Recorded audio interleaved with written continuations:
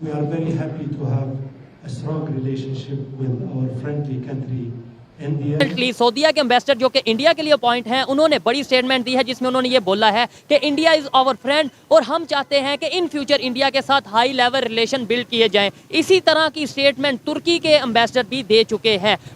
Have been asked to bring this relationship to the highest level that we can.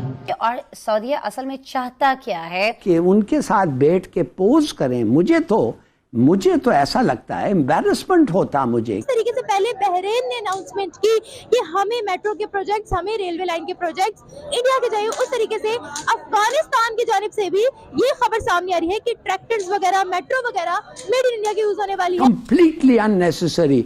तो क्या कह सकते हैं। एक वक्त था कि सऊदी प्रिंस जो है वो यहाँ पे आके कहता था कि मिस्टर प्रेसिडेंट मैं पाकिस्तानी सफ़ीर हूँ आपका सऊदी अरब में, ठीक है ना, और आज वो आपसे मिलने का रवादार नहीं है। India is a great country, a big civilisation. अभी जो है वो काबुल से दिल्ली की दोबारा वो ओपन कर रहे हैं, जो है क्या नाम है, फ्लाइट्स ओपन हो रही हैं। इसकी रियलाइजेशन है कि आप पड़ोसी नहीं बदल सकते, लेकिन जब पड़ोसी बदल नहीं सकते तो फिर उस पड़ोसी के साथ अच्छे खुश उसलूबी से ले लें। नॉमिनल जीडीपी करें तो वो कहते हैं जी तीसरी बड़ी इकोनॉमी है, ठीक है, और हम कहीं जाके 25वें 26वें नंबर पे भी नहीं आते। अब एक ये बड़ा फैक्टर है उनकी। दूसरी बात है उनकी फॉरेन पॉलिसी आज़ाद है। जय हिंद दोस्तों, very warm welcome to Hindustan special channel. Saudi Arab के राजदूत सालेह ईद अल हुसैनी ने भारत से मजबूत रिश्तों को लेकर अपनी प्रतिबद्धता जताई है। सऊदी अरब किंगडम के स्थापना दिवस पर उन्होंने कहा वह भारत और सऊदी अरब के बीच इस रिश्ते को उच्चतम स्तर पर लाना चाहते हैं। उन्होंने कहा कि वह दोनों देशों के बीच मजबूत और मैत्रीपूर्ण संबंध को लेकर बहुत खुश हैं। सऊदी अरब के राजदूत ने कहा कि भारत के साथ हमारा रिश्ता काफी लंबे समय से है, हम इस रिश्ते को उच्चतम स्तर पर ले जाना चाहते हैं। उन्होंने सऊदी शासन के बारे में कहा कि हम अपने देश की अगली पीढ़ी के युवाओं पर अपना ध्यान केंद्रित कर रहे हैं। हम चाहते हैं कि भारत के साथ हमारे रिश्ते ऐसे ही बने रहें। राजदूत सालेह ईद अल हुसैनी ने कहा कि हमारा देश अपनी स्थापना के लगभग 300 साल मना रहा है। यह राष्ट्र के शासन को दर्शाता है। अब पाकिस्तानी मीडिया को सऊदी अरब के दिए गए इस बयान से मिर्ची लगी हुई है। रिसेंटली सऊदीया के एम्बेसडर जो कि इंडिया के लिए अपॉइंट हैं, उन्होंने बड़ी स्टेटमेंट दी है जिसमें उन्होंने ये बोला है कि इंडिया इज आवर फ्रेंड और हम चाहते हैं कि इन फ्यूचर इंडिया के साथ हाई लेवल रिलेशन बिल्ड किए जाएं। इसी तरह की स्टेटमेंट तुर्की के एम्बेसडर भी दे चुके हैं। पाकिस्तानी पब्लिक से बात करेंगे कि क्या वजह है इंडिया के रिलेशन तमाम कंट्रीज के साथ, चाहे वो इस्लामिक कंट्री हो, नॉन इस्लामिक कंट्री हो, दिन ब दिन बेहतर से बेहतरीन होते जा रहे हैं, जबकि पाकिस्तान अफगानिस्तान के साथ ही अपने रिलेशन बेहतर नहीं कर पा रहा, ईरान के साथ अपने रिलेशन नहीं बेहतर कर पा रहा, या नेबर कंट्रीज के साथ ही रिलेशन बेहतर क्यों नहीं कर पा रहा। कुछ टाइम पहले तुर्की में जब अर्थक्वेक आया तो उसमें इंडिया ने काफी हेल्प की और उनके जो एम्बेसडर ने ट्वीट किया कि भाई इंडिया आवर फ्रेंड। अभी आज की खबर ये है सऊदी अरब के जो एम्बेसडर हैं इंडिया में, उन्होंने ये बोला है इंडिया इज आवर फ्रेंड और हम चाहते हैं कि मजीद उनके साथ रिलेशन बेहतर करें, हाई लेवल रिलेशन। हम क्यों नहीं कर?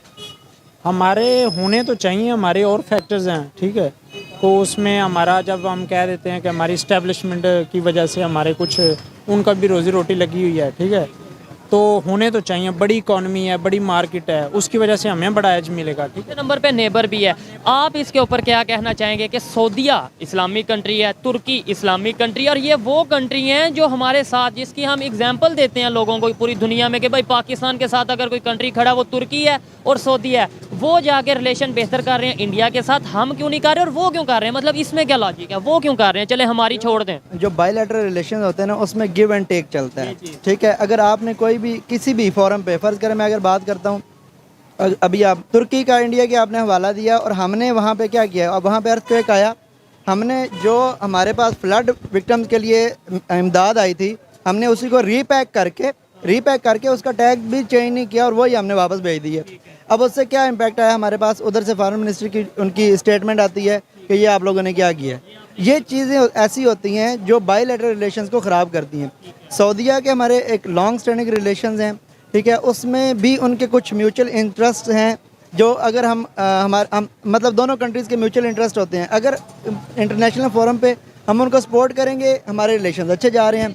फॉर एग्जांपल ईरान है, ईरान और सऊदीया की हम बात कर रहे हैं, अगर हम ईरान को सपोर्ट करेंगे अगेंस्ट सऊदीया तो हम हमारे और सऊदीया के रिलेशन जो है वो ख़राब हो जाएंगे। लेकिन अगर उसी के अगेंस्ट, हाँ, सिया सुन्नी का तो हमारे पास है ही ना, तो लेकिन हमने ये बायलैटरल रिलेशंस को बड़ा वाइजली हमने इनको करना होता है।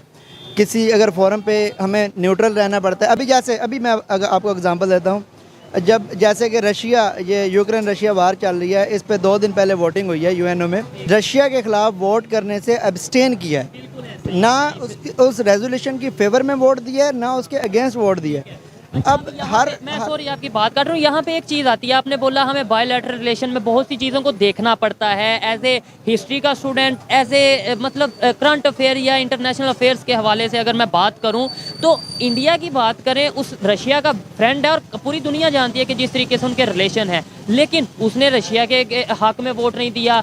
कभी उसका दिल करता है वो अमेरिका के साथ जाके डील करता है, कभी दिल करता है रशिया के साथ डील करता है। हम क्यों ये सोचते हैं कि हम अगर सऊदीया के साथ डील करेंगे तो ईरान नाराज हो जाएगा, ईरान के साथ करेंगे तो सऊदीया नाराज हो जाएगा, चाइना के साथ करेंगे तो अमेरिका हो जाएगा, अमेरिका के साथ करेंगे तो ये हम ही क्यों? सबसे बड़ा जो फैक्टर है ना वो ये है कि इंडिया की इकानमी $3 ट्रिलियन की है, 6 की हो चुकी है, वो 5वीं बड़ी इकानमी है। अगर नॉमिनल जीडीपी पे करें तो वो कहते हैं जी तीसरी बड़ी इकानमी है, ठीक है, और हम कहीं जाके 25वें 26वें नंबर पे भी नहीं आते। अब एक ये बड़ा फैक्टर है उनकी। दूसरी बात है उनकी फॉरेन पॉलिसी आज़ाद है, ठीक है, जब फाइनेंस आपका आज़ाद होता है ना, आपकी फॉरेन पॉलिसी आज़ाद होती है। आज हम बात करने वाले हैं अफगानिस्तान की जानिब से एक खबर सामने आई है जिसके मुताबिक अफगानिस्तान की भी रेलवे लाइन, मेट्रो प्रोजेक्ट्स और कंस्ट्रक्शंस के जितने भी प्रोजेक्ट्स हैं वो सब इंडिया करने वाला है, वहाँ सब मेड इन इंडिया का यूज होने वाला है। जिस तरीके से पहले बहरीन ने अनाउंसमेंट की कि हमें मेट्रो के प्रोजेक्ट्स, हमें रेलवे लाइन के प्रोजेक्ट्स इंडिया के चाहिए, उस तरीके से अफगानिस्तान की जानिब से भी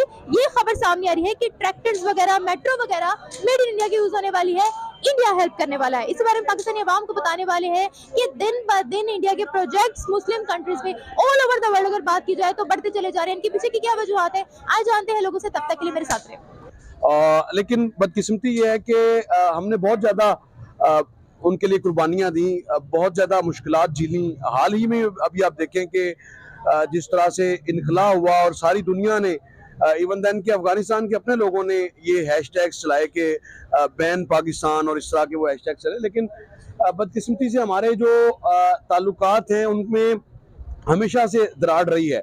उसकी बड़ी वजह जो आखिरी 20 साल थे उसमें तो हमारी पूरी जो ड्यूरेंट लाइन है उसके साथ साथ जितने भी कॉन्सुलेट जनरल्स थे इंडिया के, और बाकायदा वो टेरर फाइनेंसिंग भी करते रहे हैं और इसके नेटवर्क्स भी पकड़े जाते रहे हैं, लेकिन उसके बावजूद हम जो एतमाद हासिल नहीं कर सके, उसकी बुनियादी वजह मैं ये समझता हूँ कि हद से ज़्यादा हमारा जो उनके लिए किरदार रहा है, और फिर हम तमाम कुछ करने के, उनके लिए बहुत कुछ करने के बावजूद